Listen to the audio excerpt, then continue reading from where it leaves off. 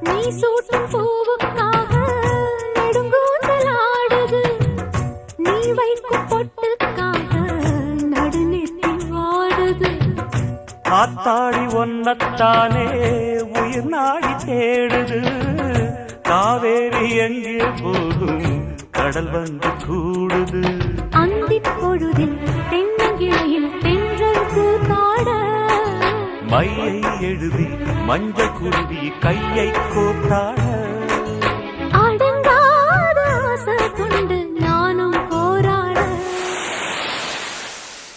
உனக்கென பிறந்தவ ரெக்க கட்டி பறந்தவ இவதான். என விட உனக்கு இங்கு மனசுக்கு பிடிச்சவ எவதான்.